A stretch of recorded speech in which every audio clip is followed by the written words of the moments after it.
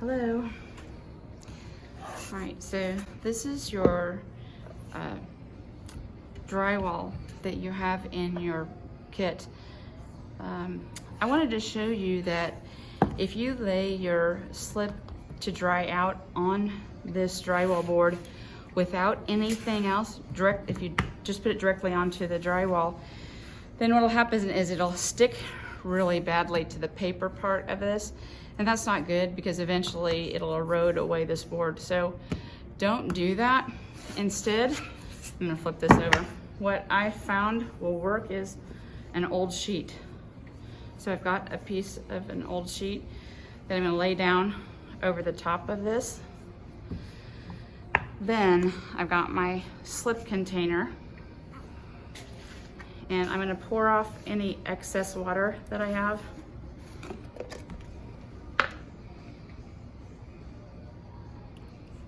Don't pour it into your kitchen sink.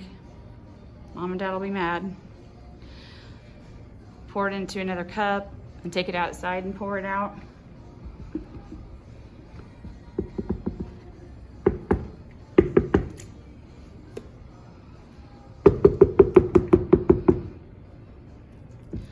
So I'm going to stick my hand in there and pull any of the extra out.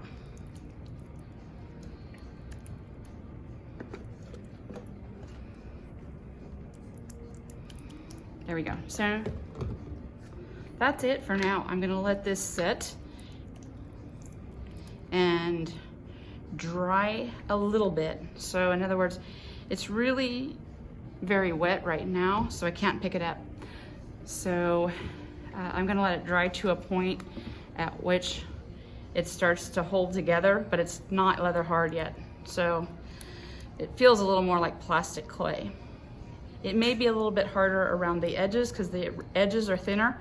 So if I were you, I wouldn't mound it up. I would probably kind of hit it in the middle so that it's thinner in the middle,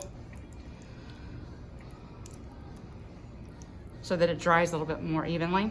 So watch it, and it may take most of the day, depending on what it's like in your house or outside even. You know, if it's really humid outside, it may take longer than a day. But watch it so that it doesn't get too dry. Otherwise, you have to start this process all over again. So we'll come back to this as soon as this is dry enough to wedge and then get it back into clay that we can use again.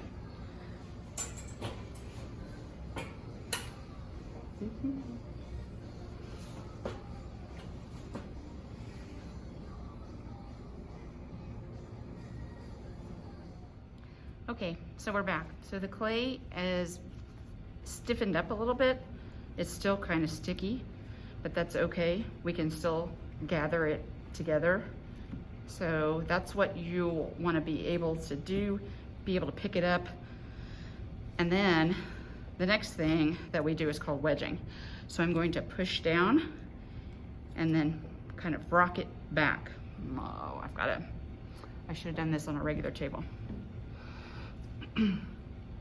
instead of my rolling cart. So now I can get rid of this because it's dry enough, and I'm gonna use the other flip side. So I can use my plasterboard to help dry it out some because it's still just a little bit tacky. So as I'm wedging it, I'm getting all of the air pockets out of it. So it's kind of like kneading bread dough. You push on it and then pull it back. It's sticking. Really, it's best to have it on a lower table so that you can kind of push down a little bit easier.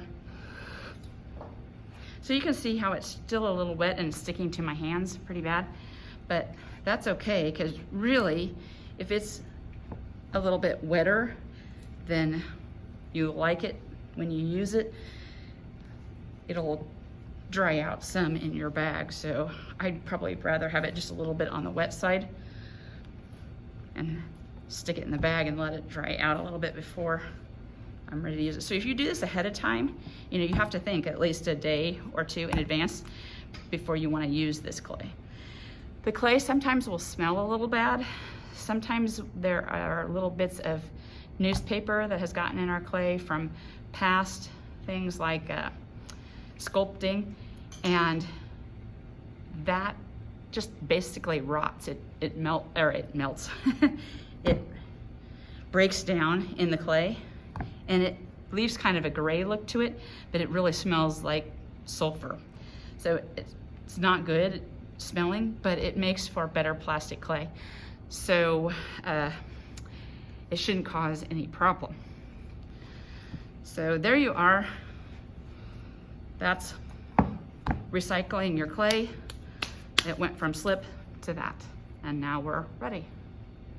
Thanks.